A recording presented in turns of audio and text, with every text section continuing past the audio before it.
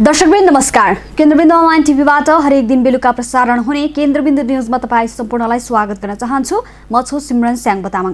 केन्द्रबिन्दु न्यूजमा हामी दिनभरिका टप 5 खोजमूलक तथा महत्त्वपूर्ण समाचारहरू सम्प्रेषण गर्ने गर्छौं। सुरु गरौं आजका समाचारहरूका प्रमुख शीर्षकहरूबाट। नेकपाका अध्यक्ष प्रचण्ड र वरिष्ठ नेता नेपालसँग चिनिया राजदूतको भेटवार्ता। लकडाउन केही खुकुलो हुने स्वास्थ्य तथा जनसङ्ख्या मन्त्री भानुभक्त ढकालको संकेत। मजदुरलाई सरकारले काम दिने, घर भाडा छुट दिए नदिएको अनुगमन गर्ने जिम्मा स्थानीय तहलाई। चीनको प्रयोगशालाबाट कोरोना भाइरस निस्किएको राष्ट्रपति ट्रम्पको दावी। अमेरिकी गुप्तचर निकायसँग मत बाजियो। र कोरोना भाइरसको महामारीले विश्वभर 2 अर्ब 70 करोड मजदुर प्रभावित हुने। विश्वका 54% रोजगारदाता महामारीले गर्दा कड़ा मारमा। दर्शकबिन आज 130औं अन्तर्राष्ट्रिय श्रमिक दिवस अर्थात् मे दिवस। सन् 1886 मा अमेरिकाको सिकागोमा 8 घण्टा काम, 8 घण्टा मनोरञ्जन र 8 घण्टा आराम नारासहित सुरु भएको मजदुर आन्दोलनको सम्झनामा विश्वभर श्रमिक दिवस मनाइन्छ। सन् 1889 मा फ्रान्सको पेरिसमा सम्पन्न विश्वका श्रम संगठन एवं श्रमिक नेताको बैठकले विश्व श्रमिक दिवस विश्वभर मनाउने निर्णय गरेको हो। नेपालमा भने विराटनगरमा 2007 सालमा भएको मजदुर आन्दोलनसँगै यो दिवस मनाइन थालिएको हो। कोरोना भाइरसको महामारीसँगै विश्वभर 2 अर्ब 70 करोड मजदुर प्रभावित हुने अन्तर्राष्ट्रिय श्रम संगठनले जनाएको छ। यसै विषयमा हामीले एउटा रिपोर्ट तयार पारेका छौं, हेरौं। अन्तर्राष्ट्रिय श्रम संगठन आईएलओले कोरोना भाइरसको महामारीले विश्वभर 2 अर्ब 70 करोड मजदुर प्रभावित बनेको जनाएको छ। आईएलओका अनुसार विश्वका 3 अर्ब 30 करोड जनशक्ति मध्ये 2 अर्ब मजदुर औपचारिक क्षेत्रमा काम गर्छन्। उनीहरूमध्ये 1 अर्ब 60 करोडको जीविका कोरोनाले खोसेर भोकभोकै बस्नुपर्ने अवस्थामा पुर्याएको छ। विश्वमा अहिले पारिश्रमिक न्यून हुने र रोजगारीको कुनै सुरक्षा नभएका होलसेल र रिटेल व्यापारको क्षेत्रमा 48 करोड 20 लाख मानिसले काम गर्छन्। त्यस्तै गरी म्यानुफ्याक्चरिङमा 46 करोड 30 लाख कामदारले काम गर्छन् भने यातायात, स्टोरेज र सञ्चार उद्योगमा काम गर्नेको संख्या 20 करोड 40 लाख छ।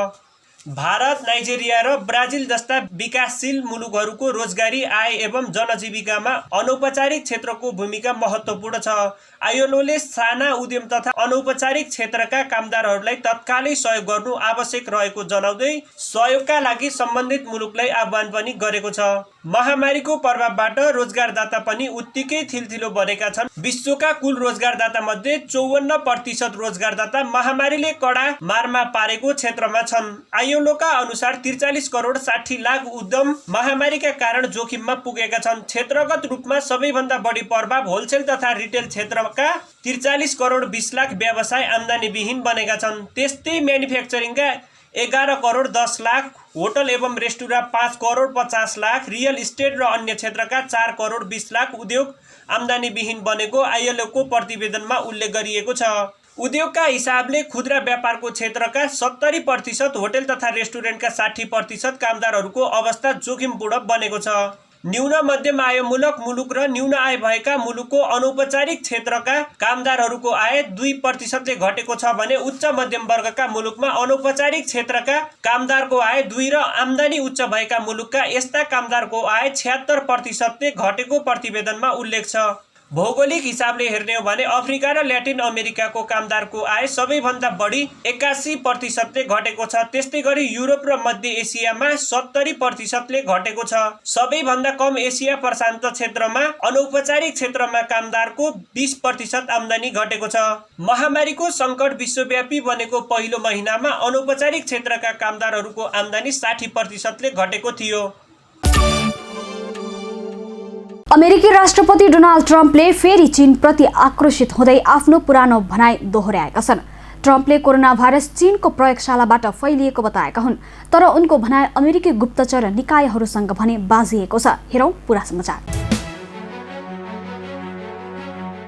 बिहिबार व्हाइट हाउसमा आयोजित पत्रकार सम्मेलनमा ट्रम्पले गल्तीवश चीनले उक्त भाइरस बनाएको वा कसैले केही उद्देश्यका साथ बनाएको हुन सक्ने बताएका हुन्। मलाई थाहा छैन चीनमा कति मानिसहरूलाई हिँडडुल गर्न दिइएन, तर उनीहरू अन्यत्र सबैतिर हिँडिरहेका थिए। त्यो एकदमै खराब हो। यो उनीहरूका लागि जवाफ दिन निकै गाह्रो प्रश्न हो। ट्रम्पको भनाइ उद्धृत गर्दै बीबीसीले जनाएको छ, ट्रम्पको यो भनाइ अमेरिकी गुप्तचर समूहहरूको मतसँग भने बाझिएको छ। डाइरेक्टर अफ नेसनल इन्टेलिजेन्सको कार्यालयले कोभिड-19को उत्पत्ति प्राकृतिक हो भन्नेबारे वैज्ञानिकहरूको व्यापक सहमति रहेको जनाएको छ। अमेरिकी गुप्तचर निकायहरूलाई हेर्ने उक्त कार्यालयले उक्त भाइरस जनावरको सम्पर्क वा प्रयोगशाला दुर्घटना केबाट सुरु भएको थियो भन्नेबारे निकायहरूले हेरिरहेको जनाएको छ। चीनले कोभिड-19 मानव निर्मित नभएको दावी गर्दै ट्रम्पको भनाइको आलोचना गर्दै आएको छ। चीनको वुहानबाट फैलिएको कोरोना भाइरसबाट विश्वभर 33,18,000 भन्दा बढी सङ्क्रमित भइसकेका छन्। यो भाइरसको सङ्क्रमणबाट 2,34,000 भन्दा बढीले ज्यान गुमाइसकेका छन् भने सङ्क्रमितमध्ये 10,45,000 भन्दा बढी निको भएका छन्। पछिल्लो समय युरोप केन्द्रित बनिरहेको कोरोना भाइरसबाट अमेरिकामा सबैभन्दा बढी 10,15,000 भन्दा बढी सङ्क्रमित भएका छन्। यो भाइरसको सङ्क्रमणबाट अमेरिकामा मात्रै 63,000 भन्दा बढीले ज्यान गुमाएका छन् भने युरोपमा मात्रै 1,35,000 भन्दा बढीले ज्यान गुमाइसकेका छन्। कोरोना भाइरस नियन्त्रणका लागि सरकारले लकडाउन घोषणा गरेसँगै जनजीवन कष्टप्रद बन्दै गएको छ। यही कुरालाई मनन गर्दै सरकारले घर भाडामा बस्नेहरूलाई 1 महिनाको भाडा छुट दिन फेरि आग्रह गरेको छ। त्यस्तै मजदुरहरूलाई काम दिनेदेखि विभिन्न सेवामा छुट दिने समेतका निर्णयहरू सरकारले गरेका छन्। हेरौँ यसै विषयमा तयार पारिएको यो रिपोर्ट। सरकारले असङ्गठित क्षेत्रका मजदुरको दैनिकीमा समस्या परेपछि रोजगार उपलब्ध गराउने भएको छ। यसअघि सरकारले पेसा अपनाउन नसकेर दैनिकीको जोहो गर्न नसकेका मजदुरलाई राहत दिने निर्णय गरेकोमा त्यसलाई स्वरूप बदलेर सरकारले काममा लगाउने निर्णय गरेको हो। सरकारका प्रवक्ता एवं अर्थ सञ्चार तथा सूचना प्रविधि मन्त्री डाक्टर युवराज खतिवडाले असङ्गठित क्षेत्रमा कार्यरत रही हाल बेरोजगार श्रमिकलाई तिनै तहका सरकारी कार्यालयबाट सम्पादन हुने सार्वजनिक निर्माणका काममा लगाउने निर्णय भएको जानकारी दिए। यसरी काममा लगाउँदा उनीहरूलाई दैनिक ज्याला स्वरूप नगद वा खाद्यान्नको रूपमा उपलब्ध गराइनेछ। त्यस्तै अनौपचारिक क्षेत्र, उद्योग, पर्यटन लगायतमा काम गर्ने मजदुर, कर्मचारी, श्रमिकलाई सम्बन्धित रोजगारदाताले वैशाख महिनाको हुन आउने पारिश्रमिकको 50% तत्कालै उपलब्ध गराउनुपर्ने व्यवस्था पनि सरकारले गरेको छ। त्यस्तै शहरी क्षेत्रमा रहेका असङ्गठित श्रमिकका लागि घरबाट छुट गर्न गरिएको अनुरोधलाई सरकारले पुनः दोहोऱ्याएको छ। त्यस्ता मजदुरहरूलाई घरबाट ननिकाल्न समेत सरकारले आग्रह गरेको छ। श्रमिकलाई चैत्र महिनाको घर भाडा मिना गर्न आग्रह गर्दै अनुगमन गर्ने जिम्मा स्थानीय तहलाई दिने निर्णय समेत गरेको छ। साथै डेरावालले आम्दानी गरे पश्चात घर बहाल रकम भुक्तानी गर्न पाउने सुविधा प्रदान गर्ने निर्णय समेत सरकारले गरेको छ। घर भाडा छुट गरेका घर मालिकलाई सो महिनाको घर बहाल कर र त्यसबाट हुने आयकर छुट गर्ने निर्णय यसअघि नै सरकारले गरिसकेको थियो। अहिले उपत्यका कतिपय घरबेटीहरू घरभाडाको आम्दानीबाट मात्रै घर खर्च चलाइरहेकाले भाडा मिना गर्न नसकिने बताउँदै आएका छन्। सरकारले गरेको आग्रह मान्ने अहिलेसम्म झन्डै 10% घरबेटी मात्रै आफ्ना घरमा बस्नेलाई छुट दिएको पाइएको डेरावाल मञ्चका अध्यक्ष रामकृष्ण शर्माले बताएका छन्। सरकारले कोभिड-19 का कारण निर्माणमा अवरोध आएका विभिन्न आयोजनाको ठेक्का सम्झौतालाई कार्य प्रगतिका आधारमा 1 वर्षसम्म बढाउने सार्वजनिक खरिद नियमावली स्वीकृत गरेको छ। त्यस्तै सरकारले मासिक 250 युनिटसम्म विद्युत खपत गर्ने ग्राहकको विद्युत महसुलमा 25% छुट दिने निर्णय समेत गरेको छ। साथै विद्युत, खानेपानी, टेलिफोन, इन्टरनेटको शुल्क भुक्तानीमा समस्या हुने भएकाले 2077 साल असार मसान्तसम्म भुक्तानी गरेमा विलम्ब शुल्क लाग्ने व्यवस्था पनि गरेको छ। त्यस्तै कर भुक्तानीको समय अवधि वैशाख 25 सम्म तोकिएको छ। लकडाउनले जनजीवन मात्रै कष्टप्रद बनेको छैन, अर्थव्यवस्था नै अस्तव्यस्त बनेको छ। त्यसकारण लकडाउनलाई खुकुलो पार्ने विषयमा छलफल भइरहेको स्वास्थ्य तथा जनसङ्ख्या मन्त्री भानुभक्त ढकालले बताएका छन्। हेरौँ पूरा समाचार। स्वास्थ्य तथा जनसङ्ख्या मन्त्री भानुभक्त ढकालले वैशाख 25 पछि लकडाउन केही खुकुलो हुने सङ्केत गरेका छन्। शुक्रबार राष्ट्रिय सभाको विधायन व्यवस्थापन समिति बैठकमा मन्त्री ढकालले दैनिक जीवनयापन सहज हुने गरी लकडाउन खुकुलो हुने सङ्केत गरेका हुन्। सबै क्षेत्रबाट सङ्क्रमणको जोखिमलाई मध्यनजर गर्दै लकडाउन खुकुलो बनाउने विषयमा सुझावहरू आइरहेकाले सरकारले पनि यो विषयमा आन्तरिक गृह कार्य गरिरहेको उनले बताए। बन्दाबन्दी खोल्ने खालको विषयमा चाहिँ विगतको भन्दा अलि नयाँ ढङ्गले जानुपर्छ, त्यसलाई सहजीकरण गर्दै जानुपर्छ। कृषि, उद्योग धन्दाहरू अरू विभिन्न खालका विषयको अतिरिक्त सबैभन्दा महत्त्वपूर्ण कुरा कोरोना भनेकै कारणले गर्दा अरू दीर्घ रोगीहरू, नसर्ने रोगीहरू, अस्पतालको सेवाबाट जुन वञ्चित हुने, घरमा मान्छे बिरामी भयो भनेदेखि यो लकडाउनको कारणले व्यक्तिहरू अस्पतालसम्म पुग्न नसक्ने, यसलाई चाहिँ अब एम्बुलेन्सहरूलाई एकीकृत फर्ममा ल्याएर कसरी सेवा प्रदायलाई चाहिँ सुचारू गराउन सकिन्छ भन्ने विषयमा पनि हामी आवश्यक गृह कार्यका साथ त्यो काममा पनि लागिरहेका छौँ। यति बेला यहाँहरूसँग अनुरोध गर्न चाहन्छु। कृषि, उद्योग, धन्दा तथा अरू महत्त्वपूर्ण कुराहरूलाई मध्यनजर गर्दै लकडाउनको स्वरूप परिवर्तन हुन सक्ने उनले बताए।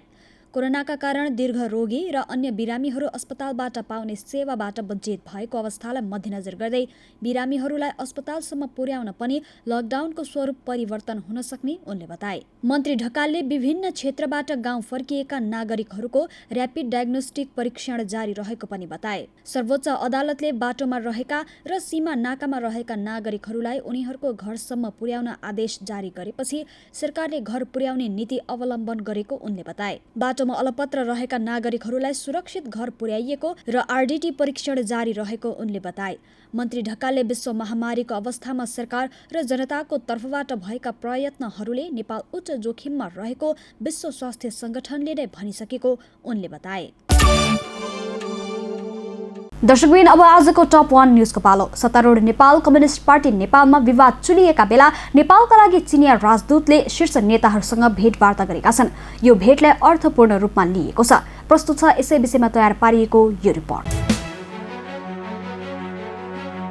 नेपाल कम्युनिस्ट पार्टी नेकपा भित्र आन्तरिक विवाद उत्कर्षमा पुगिरहेका बेला चिनिया राजदूतले शीर्ष नेतासँग भेटवार्ता गरेकी छिन्। चिनिया राजदूत हाउ यान्छीले नेकपाका 2 शीर्ष नेता प्रचण्ड र माधव कुमार नेपालसँग शुक्रबार छुट्टा छुट्टै भेटवार्ता गरेकी हुन्। शुक्रबार बिहान नेकपा अध्यक्ष पुष्पकमल दाहाल प्रचण्डसँग उनकै निवास खुमलटारमा भेट गरेकी थिइन् भने नेकपाका विदेश विभाग प्रमुख समेत रहेका वरिष्ठ नेता माधव कुमार नेपाललाई पनि उनकै निवासमा भेट गरेकी थिइन्। अध्यक्ष प्रचण्ड र राजदूत यान्छी बीचको भेटवार्तामा कोरोना भाइरस रोकथामका लागि भइरहेको प्रयासबारे कुराकानी भएको प्रचण्डको सचिवालयले जनाएको छ।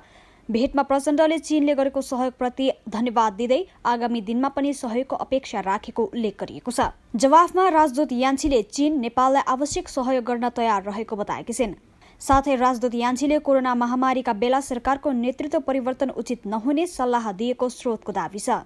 राजदूत यान्छीले शुक्रबार नै नेकपा वरिष्ठ नेता नेपालसँग पनि भेट गरेकी छिन्। नेकपा वरिष्ठ नेता नेपाल र यान्छीबीच 2 देशबीचको घनिष्ठ सम्बन्धका विविध पक्षमा छलफल भएको जनाइएको छ। बुधबार चिनिया कम्युनिस्ट पार्टीका विदेश विभाग प्रमुख सङ ताओ लगायतले वरिष्ठ नेता नेपालसँग करिब 3 घण्टा भिडियो कन्फरेन्स मार्फत संवाद गरेका थिए। त्यस्तै चिनिया राजदूतले बिहिबार साँझ प्रधानमन्त्री एवं नेकपा अध्यक्ष केपी शर्मा ओलीसँग पनि भेट गरेको स्रोतको दाबी छ। भेटवार्तामा समसामयिक राजनीति, कोरोना विरुद्ध चिनिया सहयोग र 2 देशबीचको सम्बन्धको बारेमा कुराकानी भएको बताइएको छ।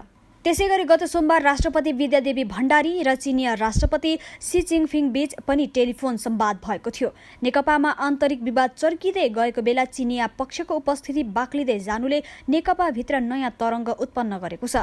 प्रधानमन्त्री एवं नेकपा अध्यक्ष ओलीले गत वैशाख 8 गते राजनैतिक दल र संवैधानिक परिषद सम्बन्धी 2 अध्यादेश ल्याएपछि नेकपाभित्रको आन्तरिक विवाद सतहमा आएको थियो। नेकपा विवाद पेचिलो बन्दै गएको बेला शीर्ष नेता, अध्यक्ष एवं प्रधानमन्त्री ओली, कार्यकारी अध्यक्ष प्रचण्ड र वरिष्ठ नेता नेपाल आफू पक्षका सांसदलाई जोगाउने कसरतमा समेत जुटिसकेका छन्।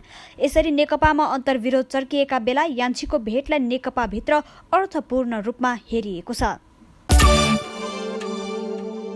यतिन्जेल केन्द्रबिन्दु न्युज हेरेर साथ दिनुभएकोमा तपाईँ सम्पूर्णलाई धेरै धेरै धन्यवाद। भोलि पुनः यही समयमा आउने बाचा गर्दै छुटिन चाहन्छौँ। नमस्ते। केन्द्रबिन्दु न्युज हेर्दै गर्नुहोला र नयाँ नयाँ अपडेटका लागि केन्द्रबिन्दु च्यानललाई लाइक, कमेन्ट र सब्स्क्राइब गर्नका साथसाथै www.kendrabindu.com पनि हेर्दै गर्नुहोला।